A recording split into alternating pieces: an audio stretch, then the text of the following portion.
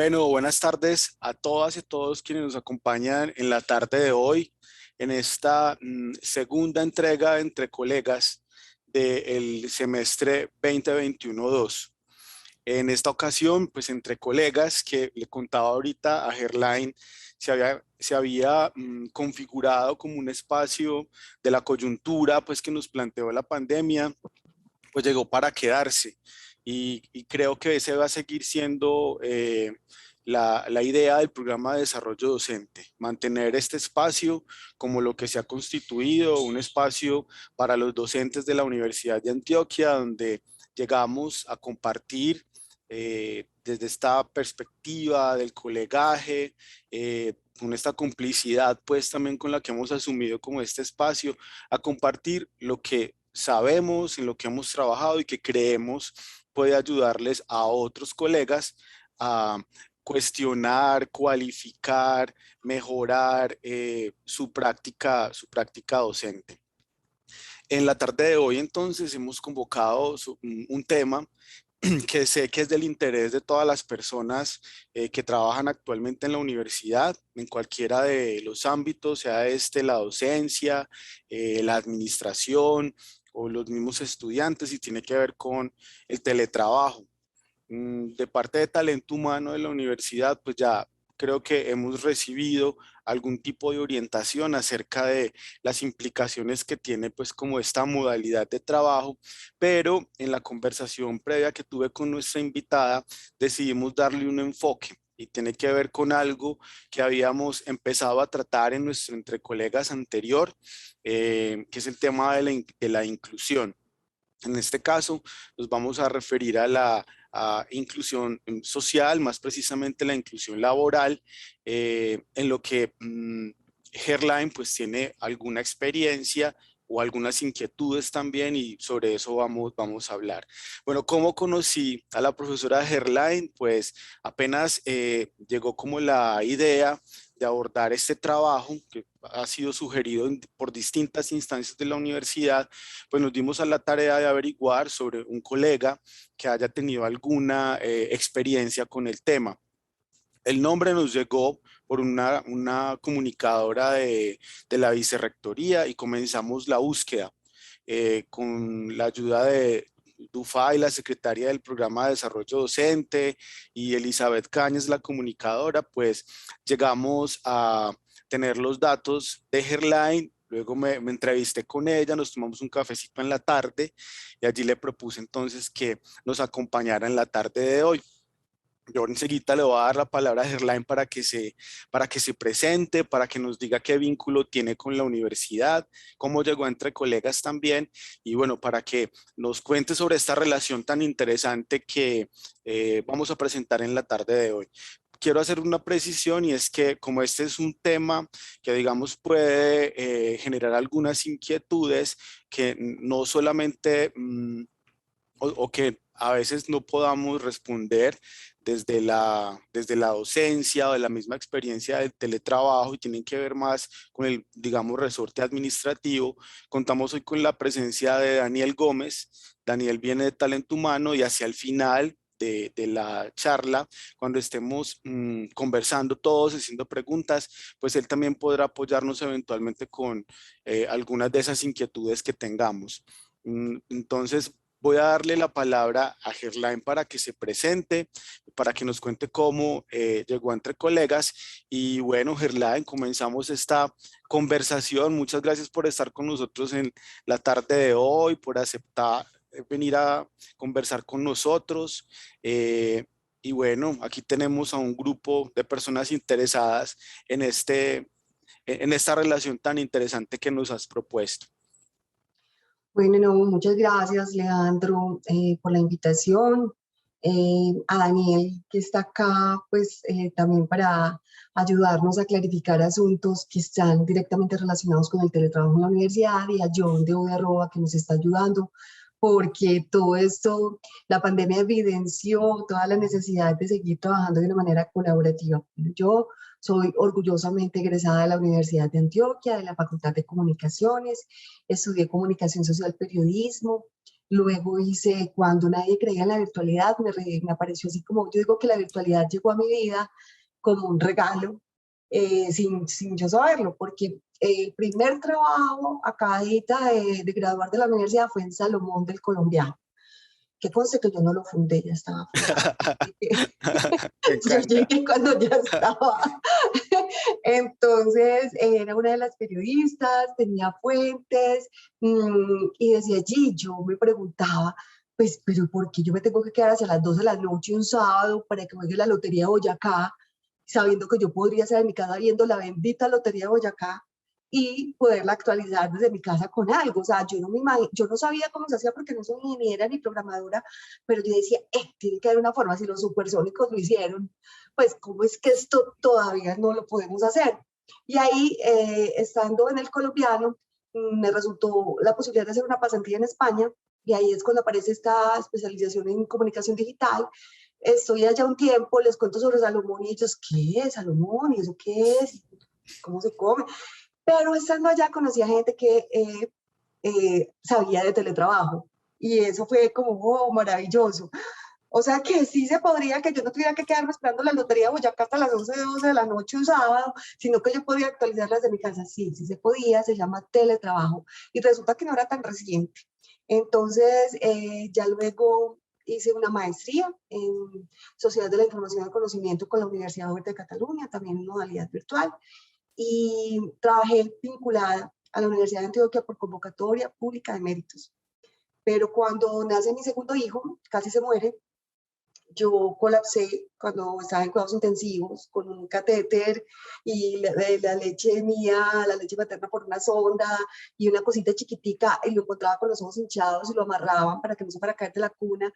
Y eso fue tan traumático para mí que yo dije, yo ya no soy capaz de seguir yéndome todos los días a trabajar. Bueno, pasaron algunas cosas que no vienen al lugar, entonces decidí apostarle al teletrabajo y empecé a hablar de teletrabajos en las piñatas. Ustedes no se imaginan, yo en la fila del éxito, donde fuera. ¿A usted qué hace? Ah, no, yo soy contador. Ay, pero no, yo no voy a la empresa, sino que yo mando eso por internet. O sea, que usted es teletrabajador. Y yo me iba para la casa, uno más evangelizado. Listo. Bueno, hoy esa es mi misión del día. Entonces, ahí me enamoré del teletrabajo, empecé a investigarlo, a leerlo, a entrevistar gente, entonces a veces me invitaban, venga, háblenos de eso, y empecé a hablar de teletrabajo. Y bueno, yo empecé a hablar de teletrabajo, no me alcanzan los 40 minutos que Leandro me dijo que tenía, entonces creo que esta presentación está muy larga. Empecemos con la De nube de acuerdo. palabras. A ver, tenemos una nube de palabras que John nos está ayudando. Yo voy a proyectar John.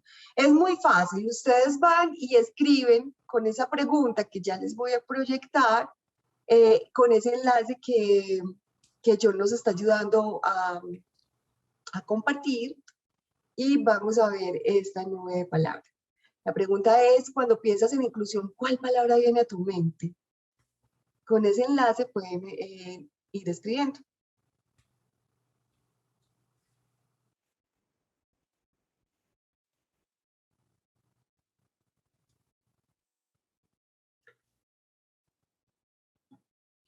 Eso. Ya tenemos un primer participante. Diversidad, respeto, súper. Flexibilidad, diversidad, justicia.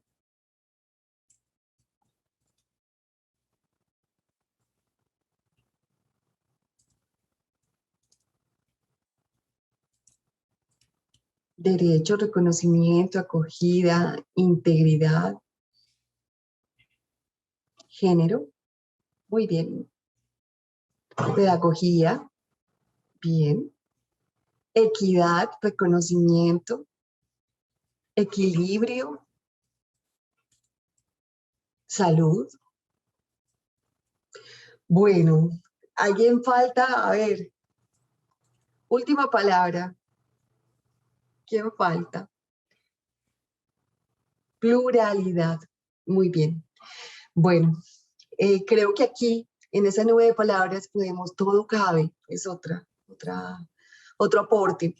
Profes, y bueno, y en general el público que está acá, pues cuando estaba conversando con Leandro, que empezamos a hablar de teletrabajo y que el teletrabajo es esto, dice, se ve, ahí fue cuando él me estuvo contando muy emocionado que habían tenido una charla muy bonita, que había necesitado intérprete de lenguaje de señas, y eso me hizo pensar, inclusión, pero no inclusión, bueno, social, porque es que si aquí hay un experto en ciencias humanas, me va a decir, no, pero es que la inclusión es esto, no, yo no me voy a poner solamente en eso, yo lo que los convoco es a que pensemos en la inclusión, así como dicen, de género, de personas con discapacidad, eh, reconocimiento, aquí están diciendo derecho, equilibrio, ese asunto de la inclusión de todas las personas que tienen derecho a un trabajo. Cuando dicen derecho es eso, derechos, derechos a ser parte de un mercado laboral,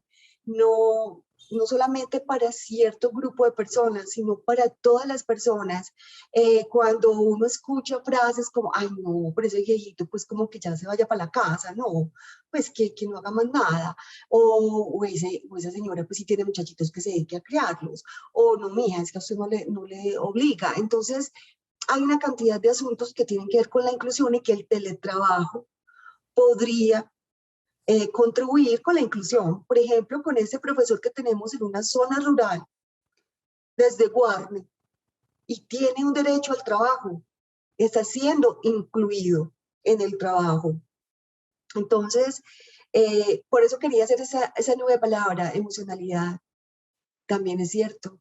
Y estuve leyendo sobre, antes de hacer esa charla, sobre la inclusión, cuando dicen de las personas LGTBI, porque se habla de la diversidad, ¿cierto? Se habla del respeto por las personas, que lo que estamos contratando es su labor, su trabajo, y ella tiene derecho a una vida privada. Entonces, eso es lo que quería como para este rompehielos, como para que pensáramos en eso, democracia participativa. O sea, esto da política, o sea, esto da para una cantidad de temas, o sea, nada más aquí ya tenemos el resto entre colegas del próximo año, Leandro, porque hay una cantidad de temas que surgen cuando escuchamos al otro.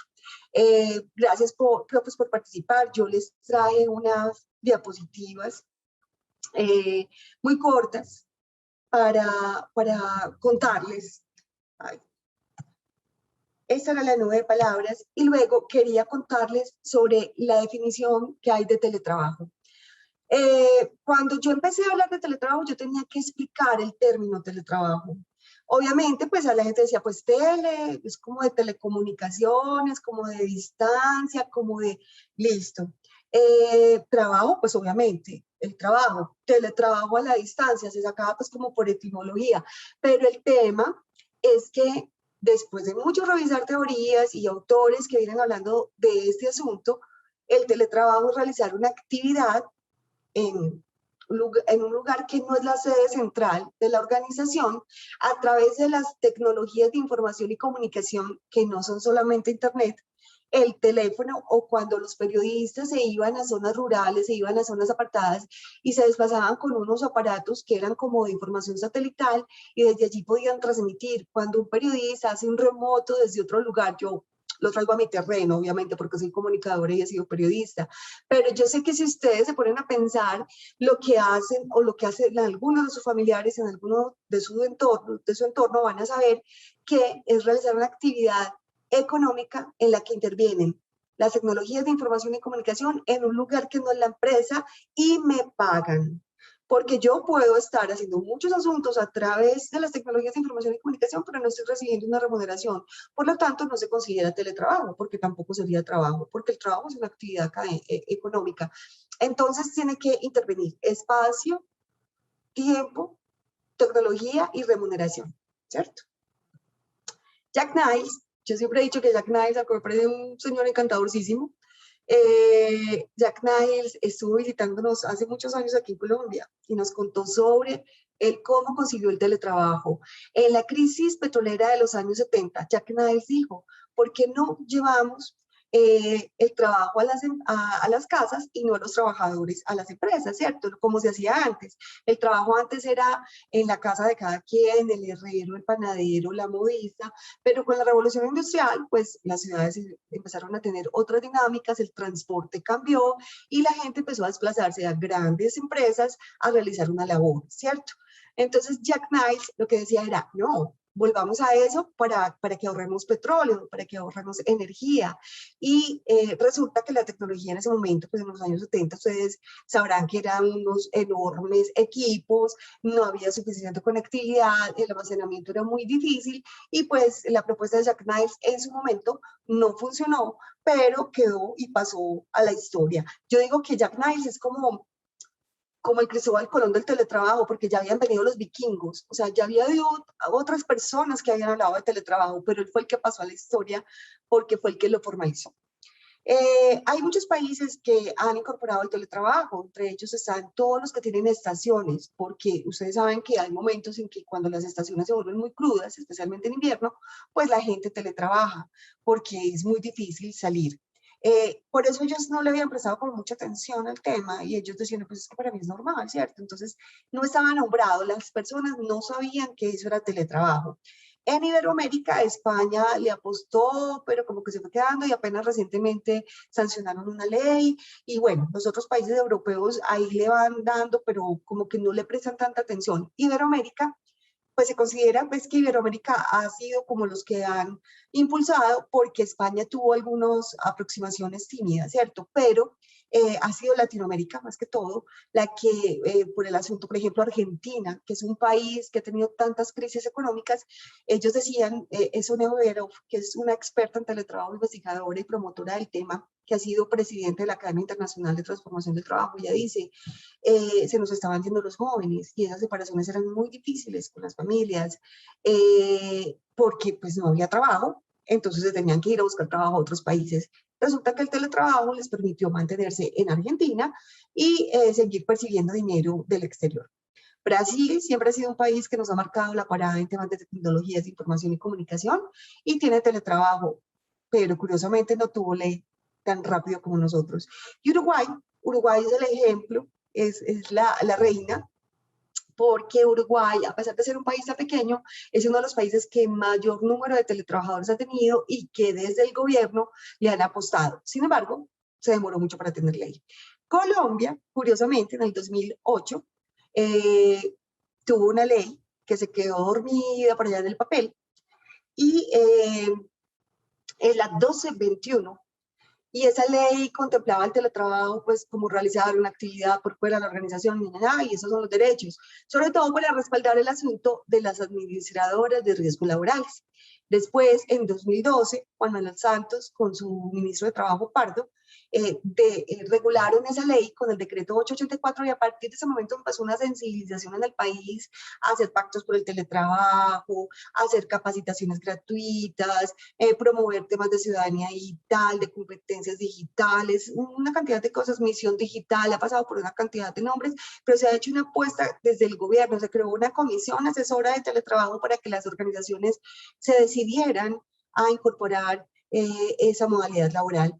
Ya luego, cuando llega la pandemia y nos manda a teletrabajar a todos, así como que nos lanzó al agua sin saber nada, con lo que supiéramos nadar, entonces llegó la circular 041-2020, que era para regular el trabajo remoto, porque entonces ya decían, no, es que eso no es teletrabajo, y las ARL decían, no, es que eso no es teletrabajo. Entonces llegó esta circular que más adelante, este año, se convirtió en la ley 2088, que es del trabajo en casa, que tiene unas particularidades, pues que los abogados la saben muy bien, que lo más importante es que el trabajo en casa no necesariamente interviene en las tecnologías de información y comunicación. Ese es mi top 5 de teletrabajo. Tiene que tener un cambio cultural. Yo necesito cambiar mi sistema operativo, tengo que cambiar mi chip, tengo Gerlain, que disponer. estás compartiendo diapositivas. Es que no las estamos viendo. ¡Ah! No puede ser. ¿Y dónde están? Y yo Estamos, aquí, toda estamos viendo empeliculada. la nube de palabras aún. No. pero sí yo estaba ahí, bueno, dejar de compartir. Entonces las voy a mostrar porque yo las hice y me quedaron muy bonitas. Tranquila, no las vamos a perder, por supuesto. Bueno, y yo aquí mostrándoles a Jack Knight, que tan bonito, que... qué pesar. Bueno, venga, yo los muestro. Bueno, el teletrabajo, la definición, Jack Knight, mire lo que viejito tan bonito. Eh, Está en los países, Argentina, Brasil, Uruguay, Colombia. Está la ley 1221 del 2008, el decreto 884, la circular 041 del trabajo remoto, y está la ley 2088 del 2021. Ahora sí me están viendo, ¿no es cierto? Las estamos viendo en, pues en la Sí. miniatura del PowerPoint. Bueno, estas cosas pasan. Tranquila. Bueno, entonces ese es el top 5 del teletrabajo, que yo digo que es un cambio cultural, un cambio del sistema operativo y comunidad animal. El cambio del sistema operativo, que cambiemos de chip, que nos dispongamos, crear lazos de confianza, ser muy comprometidos, ser muy honestos, decir siempre la verdad. Y hay una competencia que es la más importante, donde se resumen todas las competencias y es la autoeficacia.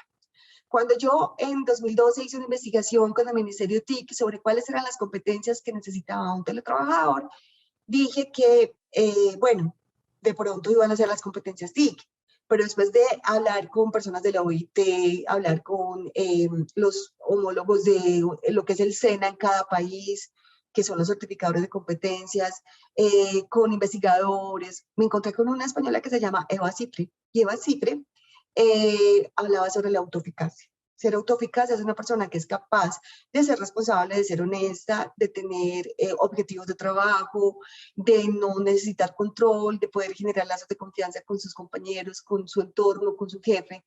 Entonces ese es el top 5 del teletrabajo para mí. Vamos a ver.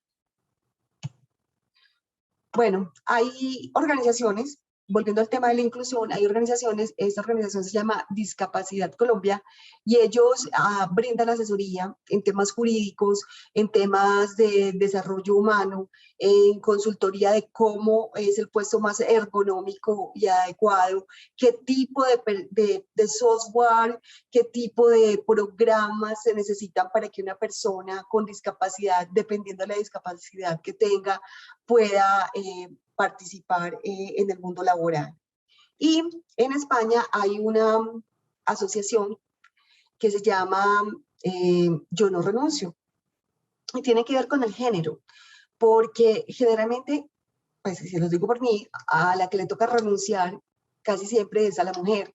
Por lo general, la que renuncia al trabajo es la mujer para quedarse con los niños. O sea, cuando llega esa disyuntiva, ¿qué hacemos? No tenemos quien nos cuide los niños, nos sale más caro tener una persona que nos cuide los niños, pues entonces la mujer casi siempre es la que, porque generalmente la mujer gana menos que los hombres, y eso lo sabemos por los estudios que hay, que aunque tenga la misma profesión, la misma experiencia, generalmente el sueldo de las mujeres es más bajo, entonces la mujer es la que renuncia. En España hay un sitio de unas mujeres que se llama Malas Madres, malas madres porque queremos salir, porque queremos tener un rato de descanso, malas madres porque no nos dedicamos full time a los hijos, malas madres porque queremos seguir siendo profesionales, estar en el mundo laboral, y ellas tienen un movimiento que se llama Yo no renuncio. Entonces, ¿cómo vamos a negociar? Y son tan fuertes que tienen proyectos de ley en ese momento en el gobierno español. Entonces, es porque la inclusión también tiene que ver con el asunto de género, y ahí lo pusieron en las 9 palabras. La inclusión de los cuarentones, de los cincuentones, de los sesentones, de las personas que todavía ya, o sea, tenemos experiencia, tenemos conocimiento, las canas sirven de algo, pero entonces hay un mundo excluyente que te habla de inmigrantes digitales, de nativos digitales, de millennials, de centennials, que son los maravillosos de Aguadas, y resulta que hay una cantidad de experiencia, hay una cantidad de conocimiento, hay una cantidad de cosas que sabemos hacer y que también podemos aprender, Pues entonces yo me acuerdo una vez que estaba en una charla en la Luisa Migó sobre teletrabajo y llegó y se me paró un muchacho jovencito y me dijo, ay señora, ¿usted cómo va a venir a decir que el teletrabajo, si a ustedes hay que enseñarles a aprender el celular? Y yo, pues bueno, me enseña, yo aprendo. Pues es que, además porque se tiene la idea de que el teletrabajo es yo tener que manejar todos los software, todos los hardware, o sea, que yo tengo que saber todas las aplicaciones, que tengo que saber una cantidad de cosas. Y no, o sea, yo uso la tecnología que yo necesito y pasan estas cosas como que me estaba proyectando las diapositivas. Lo he hecho mil veces, pero estas cosas pasan porque es que esto no está en psicorrígido. Esto es un poco más se llama low tech. Hay un artista colombiano que vive en Holanda que se llama Raúl Marroquín, y él hace arte con low-tech, o sea, con tecnología. Él habla todavía de las flechas, de los celulares flecha, del celular que no es tan avanzado y sin embargo él puede hacer unos productos audiovisuales. Entonces, el teletrabajo, la educación virtual, la educación mediada por tecnología, tiene que ver con eso. Bueno, hay una aplicación que me gustó mucho en estos días cuando publiqué que iba a estar con ustedes, que por cierto estoy feliz, estaba muy nerviosa, pero también contenta. Yo le decía a Leandro, y tengo un sustico, pero del bueno, de estar con ustedes, de estar con mis colegas de la universidad que adoro. Entonces una chica de Argentina me dijo, ay, por favor, Irlanda, no te olvides de mencionar nuestra aplicación nueva. A mí me preguntan tanto, sí, eso tan bonito que usted habla y dónde consigo teletrabajo. Y ahí me dejan callada porque es muy difícil. Yo una vez se lo pregunté, estaba yo de moderadora en un panel de Mintic en Bogotá y estaban presentando unas experiencias de teletrabajo y yo les dije, ay, bueno, sí, excelente, pero ¿y yo cuándo voy a ver un clasificado que diga, busco teletrabajador? Y me miraron como, oigan a esta. Entonces, y sí, oigan a esta. O sea, han pasado como 10 años y todavía me dicen, oigan a esta, porque generalmente el teletrabajo que yo he tenido ha sido porque yo lo he negociado con mis jefes y he creado lazos de confianza. Y les digo, yo vengo el lunes a trabajar, pero déjeme quedar en mi casa. Usted sabe dónde me encuentra, me llama, me escribe por el chat, por el teléfono, y yo siempre voy a estar ahí contestándole. Creo lazos de confianza, pero es muy difícil encontrar clasificados. Entonces ella me dijo, la argentina que se llama Luciana Aldana, ella me dijo, por favor menciónala, porque es que cuando tú hablas de inclusión, nosotros sentimos que nosotros somos inclusivos. No, y cuando estamos hablando de inclusión, no estamos hablando de personas, porque inclusión, por eso yo, la nueva palabra es inclusión. Bueno, generalmente piensa una persona con discapacidad, y no, inclusión de cuarentones, de mamás, de papás que quieren asumir la paternidad, de una persona que cuida a un adulto mayor, que necesita un ingreso y no tiene con quién dejarlo, ¿cierto? O sea, o que simplemente le gusta estar en la casa, ¿cierto? Entonces, pues, pero tiene mucho talento para aportar. Entonces, esta remotear, para que se vayan y la busquen un poquito y la disfruten. Bueno, y como Leandro me dijo algo de el teletrabajo que hemos tenido que venir aquí, que uno tiene profesores que dicen, no hay lo que hacer, estoy cansado de ver letras, parece una sesión de espiritismo, están ahí, me oyen, porque no me hablan. Sí, los docentes también lloran, también lloramos. Y yo siempre se los he dicho desde antes, se los decía, es que yo soy una persona más vieja que ustedes, pero tengo sentimientos, a mí también me duelen las cosas, yo también me siento mal, o sea, cuando yo no logro empatizar con un grupo, también es duro para mí, entonces hagámoslo lo mejor posible. Entonces los docentes también lloran, es porque esa educación mediada por tecnologías, porque todavía no se podría decir que es una educación virtual, porque no fue concebida como una educación virtual, fue una educación como venga a ver qué hacemos con estas tecnologías para mantenernos estudiando, ¿cierto? Entonces, ahí los docentes también lloramos. En la Facultad de Comunicaciones creamos una mesa que se llama la Mesa de Pedagogía y TIC, que ahora ya se fusionó con otras mesas y ya es laboratorio de tecnologías digitales. Y ahí empezamos a crear estrategias pedagógicas con muchos de los profesores que sabíamos que manejábamos el tema, pero nunca habíamos conversado mucho para construir y empezamos a crear algunas estrategias. Hay algunos egresados de la Facultad de Educación que estudiaron la maestría que tienen allí, hay otras personas que estudiaron en la Universidad de Manizales, estamos otros que estudiamos este asunto de la virtualidad y empezamos a crear estrategias, no solamente desde lo pedagógico, sino también de cómo llevarlo emocional, cómo lograr que ese exceso de sincronía que nos estaba enloqueciendo se pueda fusionar con momentos asincrónicos, con trabajo autónomo, con que yo diga es que yo soy responsable de mi proceso de aprendizaje y yo como profesor, yo no me voy a desaparecer, yo estoy ahí al otro lado de la pantalla, pero vamos a encontrarnos por momentos. Entonces, Pues a ver, yo no sé, yo creo que dije muchas cosas, Leandro, no sé si me gasté más del tiempo que era, creo que no. No, en realidad todavía tenemos tiempo, Gerlain. Yo ya por aquí abrí un espacio, el espacio para las preguntas, Ujú, pero antes de que pues haya preguntas, yo tengo varias por hacer. Una de bueno, ellas, pues que me ha inquietado mucho porque, bueno, sé que tenés mucha experiencia en teletrabajo, has investigado, en fin, ¿cómo es tu vida como profesora en el teletrabajo? Pues, la clase cómo es, y con todo esto que sabes, en lo que has tenido tanta experiencia, pues cómo permea eso tu práctica como profe. bueno, yo estoy aquí, a veces me sale lo de comunicadora, como les digo, entonces un saludo a la profe Marta Pulido, que soy feliz de verla acá, la profe Adriana Seguro, que es mi jefe. Entonces, pues cuando veo acá que se conectaron varias personas, me da mucha alegría. ¿Qué te cuento, Leandro? A mí me acusaron con mi jefe antes de la pandemia. Fueron y le dijeron que yo no dictaba clase, que Ajá, porque yo les ponía unos espacios a través de la virtualidad y que eso no era clase. Afortunadamente, como les digo, tengo lazos de confianza y confían en mí y me escucharon. Eh, sí, profe. Entonces, resulta que yo tenía una clase los miércoles y los jueves, porque no hubo forma de cuadrarlas en días más separados. ujú. Resulta que los miércoles llegaban la mayoría, digamos el 90% de los estudiantes, y el jueves llegaban dos. Y yo con todo un taller, con todas unas cosas, profe, es que los jueves no tenemos más clases, solamente tenemos que madrugar a la suya de 8 de la mañana. Ay, a mí me dio pereza. Entonces yo les decía, venga, entonces hagamos una cosa. Los jueves nos conectamos por Meet. Y así ustedes no madrugan, no tienen que salir corriendo, yo no voy a preguntar si se bañaron o no se bañaron, si están desayunando, si nada, hágale. Y empezamos, y empezamos, pero no todos estaban de acuerdo, ¿cierto? No todos estaban de acuerdo, y ahí fue cuando me acusaron, pero me dieron a mi jefe que yo no estaba dictando la clase como era y que además ellos se habían matriculado en un curso presencial, ni nada, una cantidad de cosas. Sin embargo, yo les decía, no me juzguen, no me juzguen por el proceso, juzguenme por el aprendizaje y si logramos los objetivos. Y, y bueno, finalmente se lograban los objetivos, ¿cierto? Eso fue antes de la pandemia. Cuando llega la pandemia, a mí no me sorprendía mucho, pero como les digo, este trabajo con la mesa de pedagogía sí me ayudó, por ejemplo, a hacer estas actividades rompehielos, a hacer clases muy cortas, a ponerles mucho trabajo sincrónico. Por ejemplo, cuando yo les decía, chicos, mañana no nos vemos, pero hay trabajo asincrónico. En el campus van a encontrar las indicaciones, el objetivo, la rúbrica. Ellos decían, ay, como mañana no hay clase. Y yo les decía, no, mañana sí hay clase.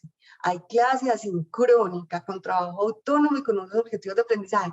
Pero hacer ese cambio de sistema operativo no es tan fácil. Entonces, cuando llega la pandemia, obviamente, hasta yo me estaba enloqueciendo que amo tanto el teletrabajo y la virtualidad, porque claro, eran demasiadas reuniones sincrónicas, porque fue tanto el pánico de no vernos, que eso era reunión desde las 7 y le daban a uno las 7 y todavía estaba conectado, pero fue por ese pánico escénico. Si miramos ahora, hace un año, ya las reuniones son más sabrositas, más ejecutivas, más, venga, lo que vinimos, terminemos y vamos a ejecutar, porque si nos reunimos todo el día, ¿qué horas hacemos, cierto? Entonces, esa es como mi experiencia, pues como les digo, yo me enrollo como persiana y les estaría contando muchas cosas, pero eso es como básicamente, sí respondí su pregunta. Sí, muchas gracias. Mira, por aquí tenemos una mano levantada, la del profesor Iván San Zambrano Gutiérrez. Vamos a escucharlo entonces, y Sí, para enriquecer también pues como este último espacio aquí de maravilloso. entre colegas. Profe Iván, buenas tardes y muchas gracias por participar y por acompañarnos esta tarde. ¿Qué nos quiere comentar? ¿Qué le quiere preguntar a la profe invitada? No, pues en primer lugar agradecer. Yo pienso que si la profe fuese profe de todos los espacios digitales, seguramente con ese carisma haría de los encuentros algo muy, muy especial y algo muy sentido. Entonces, pues la verdad es que lo festejo. A mí me parece que, pues, quiero señalar algo y señalarlo más como en la idea de que, bueno, finalmente estamos pensando, reflexionando el teletrabajo en la enseñanza, ¿cierto? En la enseñanza, pues en la educación superior, lo que implica pensarnos como universidad, ¿sí? Y entonces en ese sentido, pues si bien el teletrabajo se presenta como, digámoslo así, un horizonte amplio de inclusión, que lo dice bien la profesora, respecto a muchos otros trabajos que no son la enseñanza, ¿cierto? Que creo que allí tiene un lugar pues interesante y realmente muy potente, me parece, de verdad, eh, decisivo esto de que porque uno tenga 40, 50 años, pues no significa que no sea útil para la sociedad, sino que uno todavía tiene más para entregar todavía en el marco de su experiencia, de su historia, ¿sí? Y todas las otras situaciones, pues también de que por X o Y razón, pues uno puede todavía seguir construyendo y seguir aportando pues a la construcción de una sociedad. En el caso de la educación, yo pues ayer yo estaba como con mucha expectativa de este encuentro, porque realmente, y más como en la idea de poder pensar el asunto, profe, no tanto pues como, o sea, no es personal, es una cuestión de reflexión, obviamente, ¿sí? A mí el tema de la virtualidad, ¿cierto? Es algo que me ha cuestionado mucho. Es decir, hay un grupo de profesores en la facultad, incluso a nivel de universidad, y por supuesto también pues en el mundo, que yo pienso que cada vez somos más, hemos pues problematizado esta educación virtual en términos pues de sus efectos, ¿sí? Sus efectos emocionales, sus efectos físicos, ¿sí? Sus efectos políticos, ¿sí? Y a nosotros pues nos inquieta mucho, ¿sí? Entonces, quiero decir varias cosas. Yo pienso que una cosa es el teletrabajo para todo trabajo, pero es muy diferente cuando es el teletrabajo en relación al maestro, ¿sí? Al acto de educar. El profesor Joaquín García hace poco publicó en una revista un podcast de lo que significa desde la teoría cognitiva y desde los estudios pues, de la neurociencia, la ausencia del tacto, pero la ausencia del tacto visual, ¿sí? Él decía, nos explicaba cómo la pupila es el órgano más táctil, ¿sí? Porque la pupila acaricia los gestos del otro. ¿Y qué significa acariciar los gestos del otro? Que cuando yo interactúo con el otro, más del 60-70% de la información que me llega no es por el lenguaje en sí, sino es por el lenguaje pues, que se expresa, por la palabra hablada, sino es por lo no verbal. ¿Sí? Por el rostro, las expresiones, por todo lo que está allí y que nos habla de una comunicación que en la medida de lo posible, pues intenta ser integral, más nunca será presencial, ¿sí? Ujú. Y resulta que hoy lo que tenemos es pues que sí, que está esa ausencia de conexión que viene pues como con esta cuestión de las cámaras apagadas, que no es un detalle menor, porque es que el tema de las cámaras apagadas también tiene que ver con un derecho del estudiante, es el derecho a su privacidad, ¿sí? Entonces resulta que el estudiante no quiere mostrar su casa porque él se siente apenado, no se quiere mostrar desordenado o simple y llanamente ni siquiera se ha levantado de la cama y está ahí, ¿sí? Por demás, se crea un efecto pues de desconexión, ¿cierto? Bien lo decía la profe, como que esto que uno siente que está hablando como una sesión espiritista, me gusta mucho esa palabra, como unas para la cantidad de palabras, y gradualmente entonces ahí es lo que hay es un desgaste y caemos lamentablemente en monólogos, ¿sí? De parte pues del profesor, ¿sí? Por demás, el tema tampoco es que se solucione fácilmente con trabajo en grupo. Yo que soy un profe que intento este diálogo horizontal todo el tiempo y este fomentar con los estudiantes que ellos conversen, que ellos se nutran, que eso, que lo otro, lo que más me dicen es que de hecho no logran la comunicación de compromiso, de responsabilidad, de calidad, ¿cierto? Entonces es un asunto muy delicado. Creo que había un cuento que yo estaba intentando recordar, es un cuento que parecía, hace unos años lo contaban mucho y era como que si usted está enfermo del corazón, ¿sí? Entonces usted necesita un cirujano, ¿cierto? Un cirujano, un cardiólogo. usted no necesita ni el médico especialista pues en odontología, menos un carpintero, menos un cantante, menos un pintor, menos, ¿cierto? Usted necesita a alguien especializado en el trabajo con el corazón y en unas condiciones muy particulares, por supuesto, presenciales, por supuesto, delicadas. La educación es un trabajo, es un hacer muy delicado, ¿sí? Y es un hacer que requiere de la comprensión de las múltiples dimensiones que se juegan en el encuentro educativo, ¿sí? Y hoy lo que evidenciamos es que cada vez más, por lo menos emocionalmente, los chicos están desmotivados, los chicos están muy desconectados, ¿sí? Y los profesores, en mi caso particular, ustedes algún día los invito a mi clase, yo como la profe soy exageradamente carismático, me les río, o sea, lo único que me falta yo creo que es cantarles, pues, o sea, hago de todo, ¿sí? Pero realmente hay muchos elementos que no coayudan pues a que los chicos pues estén bien. También reconocer que quienes están en la universidad no son los estratos altos. Entonces están normalmente en espacialidades que dificultan que ellos estén conectados, que dificultan que ellos puedan interactuar. ¿Sí?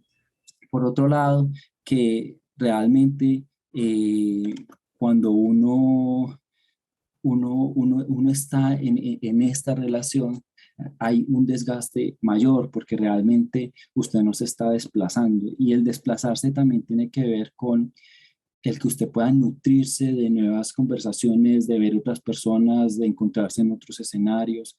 Yo creo que la inclusión no es la inclusión del cuerpo. El profesor Bernardo Barragán hace una reflexión y dice, es que la pandemia dijo hay que salvar la vida.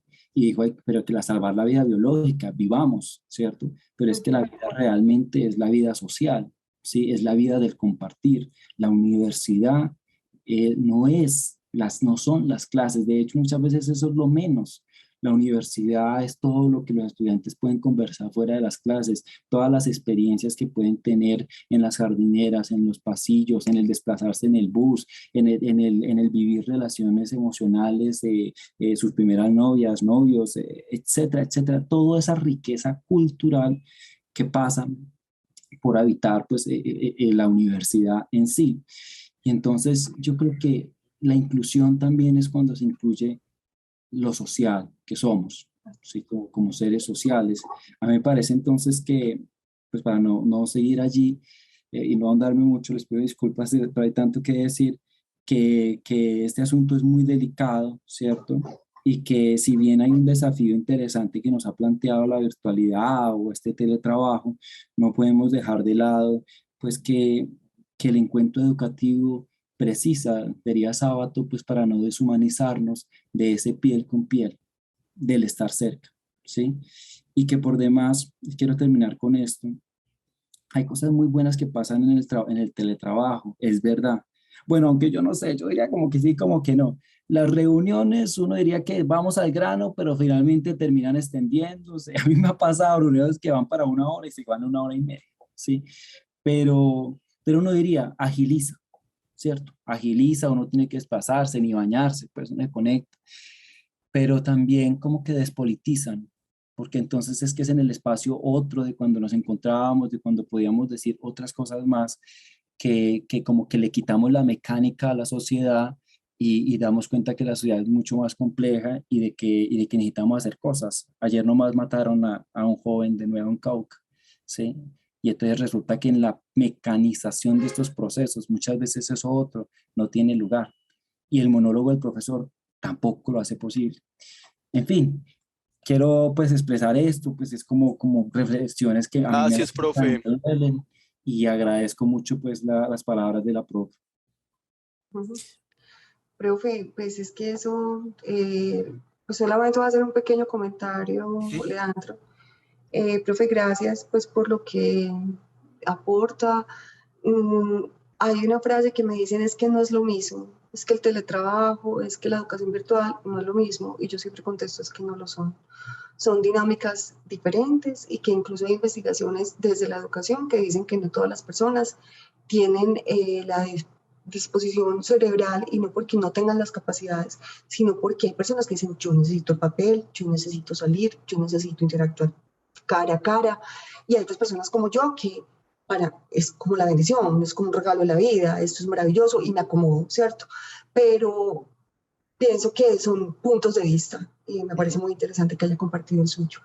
Leandro, ahí hay otras manos levantadas. Sin manos levantadas y muchas preguntas o apreciaciones en el chat. Voy a leer esta pregunta y le damos la palabra al profesor Mario para que podamos como abarcar ambas en una misma intervención. La profesora Polonia nos dice, al igual que el aprendizaje autónomo, el teletrabajo debe llevar a que nos autorregulemos y entonces vamos a darle la palabra al profe Mario Víctor Vázquez. Muchas gracias y me están escuchando por las caras que ponen, supongo que sí. Sí. Voy a tratar de ser breve. Muchas gracias por la charla, muy entretenido, con mucho encanto ha hecho la presentación, un envidiable encanto para los que tenemos que hacer esto cotidianamente y no sabemos cómo captar la atención de nuestro público. Yo tengo como tres, bueno, una cosa la escribí ahí, pero lo voy a mencionar ahora. Tengo como tres opiniones o consultas. Una que, bueno, yo discrepo un poquito con respecto a la mirada que se expresó recién, porque me da la sensación que a veces se plantea esto del teletrabajo o el uso de estos recursos como es como un blanco o un negro, es o todo presencial o decir, o volvemos como antes, o todo es a través de un computador con todas las dificultades que esto trae. Pero yo creo que la mirada no debería ser así en esos dos extremos, sino, y creo que algo de eso nos dio a entender la expositora, como un complemento, como un avance, como un aprovechamiento. Al menos lo hablo desde mi experiencia. Yo soy profesor, soy investigador, pero trabajo hace ya unos años en el campo de la divulgación, de la comunicación de la ciencia, y de golpe nos vimos en plena pandemia que la principal labor que hacíamos nosotros era presentaciones en vivos, hacíamos stand-up de científico, hacíamos obras de teatro en colegios, trabajábamos para grupos de investigación. Y esto obligó, como a todo el mundo, como nos dicen, a reinventarnos y ahora lamentablemente hago mucho más trabajo del que podía hacer antes, porque teniendo los recursos optamos por hacer mucho material audiovisual, radial, sonoro, y para llegar a muchas comunidades que nunca hubiéramos llegado si hubiéramos de manera presencial, porque implicaba movilizarnos nosotros mismos. Hemos tenido actividades con distintas comunidades del país, hacemos productos que llegan a regiones que yo nunca hubiera podido llegar. Tenemos un foro mensual, aprovecho así para pasar la publicidad, donde nos convocamos interesados de muchos países diversos, de estudiantes, profesores, tenemos invitados de distintas regiones, es decir, usamos estos recursos para avanzar un poquito más de lo que podíamos hacer antes. Así que inclusive el compañero que habló recién utilizó una frase que me pareció interesante para ejemplificar lo malo que era todo esto, mencionó de que habló de la palabra podcast, y eso es algo nuevo también que nosotros no conocíamos. En este momento yo trabajo en 2 podcasts, uno sobre filosofía de la ciencia, cosas que si me hubiera ocurrido hacerlo, si no hubiera sido por esta situación. Y no tengo los recursos, estoy en una zona rural, es muy complicado, si ahora puedo hablar porque no hay tormenta, si no me tendría que salir corriendo. Entonces creo que hay una cosa intermedia, que no es todo malo o todo bueno, y creo que así debería tomarse mi humilde opinión. Eso me lleva a dejar planteada una pregunta que también es una confusión que tenemos nosotros, no es con la conferencista, sino con las personas de la universidad, porque nos hablan de que con esto de la gestión que se está haciendo para quienes estemos interesados en hacer teletrabajo, que lo podemos hacer, pero se nos aclaró esta semana que no para hacer actividades académicas. Entonces, eso me recuerda, no sé, es una duda que tenemos, en algún momento se sabrá bien qué se puede y qué no se puede, pero es algo parecido a lo que nos pasó a nivel docente cuando muchos profesores, primero voluntarios y después obligados, tuvimos que hacer nuestros cursos en la plataforma Moodle, lo cual también fue una cosa que se usó por obligación, pero luego descubrimos en pandemia que se podía aprovechar muchísimo más en esta contingencia. Sin embargo, cuando hicimos nos convencimos de que usar las tecnologías era bueno para la docencia, como apoyo a la docencia, hicimos todo ese trabajo en los cursos, pero además siguieron programando las clases en los mismos rígidos horarios, en los mismos días, con los mismos 20 o 30 estudiantes al mismo tiempo, donde nosotros no podíamos hacer un conocimiento personalizado con ellos, sino hablándole a todo el grupo. Entonces era como que convivían las tecnologías con la misma cosa de antes. Y así me parece que tampoco es, deberíamos encontrar un punto intermedio donde ganemos todo y donde aprovechemos los recursos. Y por último, y disculpen que me extendí mucho, lo digo en voz alta lo que había escrito recién. La expositora mencionó muchas veces las palabras confianza. Dijo así como sin querer, dijo confianza. Y ahí está la clave, ¿no? Es un problema, acá no es un problema de tecnologías, sino que es un problema de cambio cultural y que especialmente en la universidad, nosotros siempre, o por lo menos yo siento, a nosotros se nos presume culpables, a diferencia de lo que está establecido en la ley. Entonces siempre tenemos que firmar, atajarnos, comprometernos, cuidarnos por las dudas que vayamos a hacer un delito. Y eso va en contravía con el teletrabajo, claro, es imposible, porque el teletrabajo implica confianza. Y lo que decía la profesora, que lo vivió ella también, a uno se lo debería juzgar por lo que se compromete a hacer y lo que hace, no por estar cumpliendo horarios, que me parece una cosa, o sea, sentarse allá a cumplir horario, y en ese sentido, y me despido con esto, sería interesante que revisen por ahí la definición de ciudades sostenibles. ¿A qué se le llama una ciudad sostenible? Tiene que ver con esto también, con que el trabajador no tenga que pasarse horas dando vuelta, viajando, yendo para estar sentado, conversando. O sea, deberían haber otros espacios más fáciles que faciliten la vida de todo el mundo, y eso ha de ser una ciudad sostenible. Disculpen la extensión y muchas gracias. Profesor, muchas gracias por su aporte, por las inquietudes que nos plantea. Gerlain, antes de que hagas la intervención respondiendo un poco a lo que dice el profesor, yo te voy a recordar como que tenemos en el chat, a ver si lo podemos organizar como en una sola respuesta o Sí. intervención al respecto. Nos han preguntado entonces por autorregulación, por estrategias para mantener como el vínculo con los estudiantes, pues es la pregunta que se hace, y mecanismos para favorecer ese cambio cultural. Mecanismos para favorecer el cambio cultural. Terminada tu intervención, le damos la palabra a la profesora Marta Pulido y con ella entonces cerraríamos. Entre colegas dura una horita precisamente para eso, para no cansarlos, para dejarlos provocados y bueno, Gerlain, te escuchamos entonces. Bueno, la autorregulación tiene que ver con la autoeficacia. Una persona que pueda autorregularse es porque es capaz de poner límites. Uno de los asuntos más difíciles que tiene el teletrabajo es porque yo ya estoy en mi casa, porque yo no me tengo que ir, porque no tengo que tomar un transporte, porque finalmente aquí estoy, yo contesto. Hay asuntos que son de forma, hay asuntos que son, por ejemplo, yo que amo el teletrabajo, cuando empezó la pandemia, los estudiantes me empezaron a escribir todo el tiempo en mi teléfono personal. Y alguna vez en una conversación de eso que como ahora lo entiendo todo, con una amiga que no es teletrabajadora me dijo, ¿y tú por qué das tu teléfono personal? ¿Tú por qué no tienes un WhatsApp para estudiantes? Pues tengo que decirles que la vida me cambió. Tuve que adoptar mecanismos tan simples como tener un correo institucional, o sea, que ya lo tenemos, pero a veces se mezcla, pero hacer el ejercicio de no contestar, ¿cierto? Autorregularse en tiempos, en límites, en tener un teléfono para esto. Específicamente hace poco iba donde un médico y él me decía, yo apago el celular a las 6 de la tarde y no más, ¿cierto? Entonces son decisiones que son difíciles, ¿cierto? Son difíciles de tomar, pero que son posibles. Eso por un lado. Todo lo demás que mencionan creo que tiene que ver con el asunto de trasladar dinámicas de la presencialidad a la virtualidad. Y es un entorno diferente. Y cuando yo les decía, es que no es lo mismo, es porque no es lo mismo. Y aquí están profesores, me doy cuenta, de la Facultad de Educación y saben que tener todas las estrategias pedagógicas para tratar de que se alcance el objetivo de aprendizaje, pues tiene que ver con eso. Yo creo que falta que maduremos.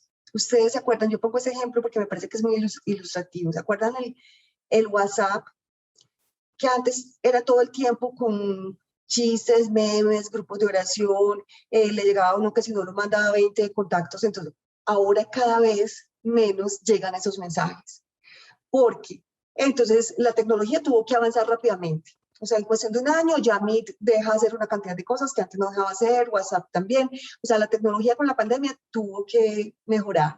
Y aparte de eso, nosotros aprendimos a que este es el chat institucional y yo no voy a mandar chistes. A que, pues, por ejemplo, a nosotros nos llega un chat de la universidad, por ahí no se mandan chistes, se manda información institucional, nada más, ¿cierto? Entonces es como cuestión, siempre pasa así como que después de toda la tempestad siempre llega la calma, todo va tomando su lugar, vamos madurando, madura la tecnología, maduramos nosotros y poco a poco, eso que decían aquí en el chat, que la virtualidad, dice el profesor Rafael, que no democratiza, que no es educación con calidad, pues eso es un asunto muy polémico, bastante polémico. Sin embargo, yo creo que va a llegar la calma, que se van a incorporar dinámicas y que vamos a lograr tener unos entornos híbridos para poder empatizar con los estudiantes, pero también poniéndoles límites a ellos, dándoles la responsabilidad que ellos tienen y la que nosotros tenemos, con algunas estrategias que nos pueden ayudar a que se haga un trabajo asincrónico, sincrónico, mixto. O sea, yo iba a hacer nos reunimos todos los profesores con todos los estudiantes y terminamos una labor. Y ya esa semana, esa fue la clase de esa semana, ya les quedó responsabilidad a los estudiantes. Ese asunto como, yo no puedo dar fórmulas mágicas, no sería tan atrevida. Les digo cómo me ha funcionado a mí y me ha funcionado. De acuerdo. Qué interesante lo que planteaba el profesor sobre la confianza, ¿no? Era el profesor Mario.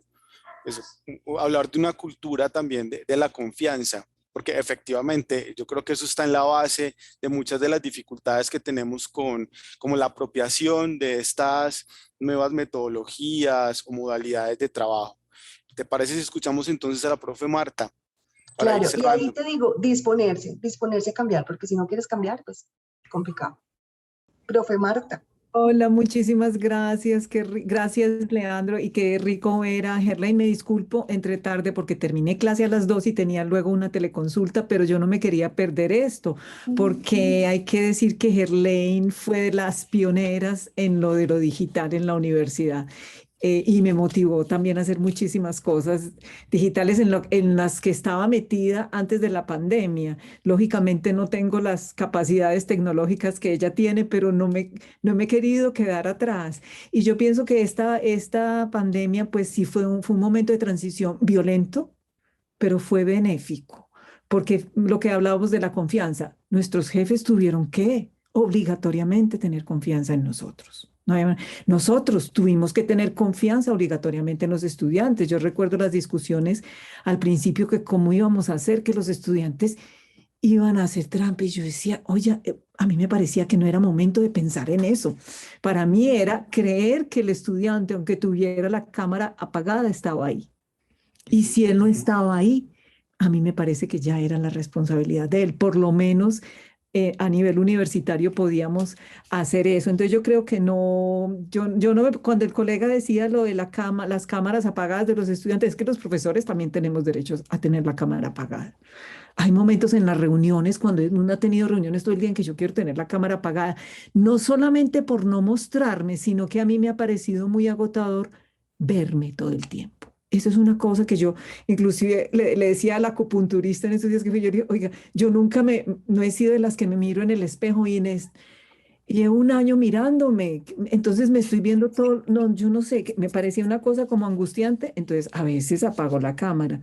Yo lo que pienso es que el sistema de educación sí tiene que cambiar. Yo no sabría cómo. Yo pienso que eso será para las nuevas generaciones de decir como, pero claro, es que ya yo creo que no podemos volver a la presencialidad completa, porque nadie va a estar interesado. Es que los estudiantes tampoco van a estar interesados en la presencialidad completa.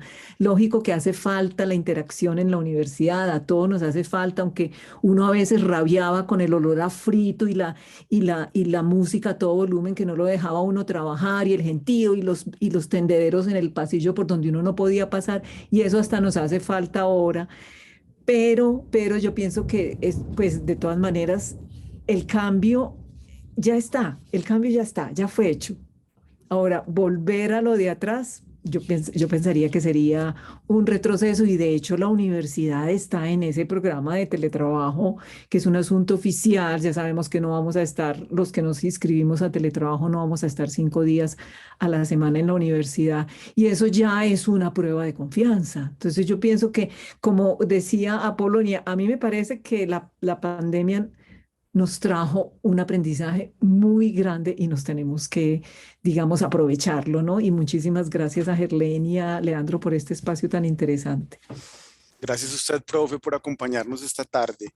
Gerlain, sí, le respondemos a la profe con algún comentario para ir cerrando y nos despedimos de los colegas que debieron de haber quedado muy provocados con esta conversación de la tarde de hoy.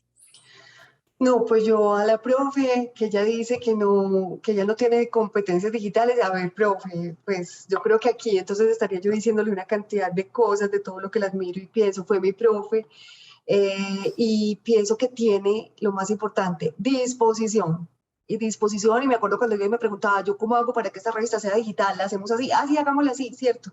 Entonces siempre esa disposición tiene que ver con la autorregulación, con la autoeficacia, con los lazos de confianza, como dice la profe, que no solamente es de unidireccional, es multidireccional, o sea, tenemos que confiar todos entre todos y no tener que tener supervisión. Ay, yo creo que es que este tema para tanto hablar, si ustedes me dejan, me las quedo aquí toda la tarde, entonces yo encantada, muchas Lo gracias por podemos volver quedarme a tener por aquí, provocadas. no hay problema. No, yo feliz. Y le doy las gracias también a Eliana Echeverry, mi colega, que ella fue la que hizo el puente con Elizabeth y contigo, Leandro, porque de verdad que me hace muy feliz estar hablando de esto en uno de los lugares que más quiero, que es la Universidad de Antioquia. Qué bien, muchas gracias y qué bueno que hayamos podido darle a este tema como una orientación distinta para que no se nos convierta en algo pues solamente como operativo, ¿cierto? Y de lo administrativo y ya.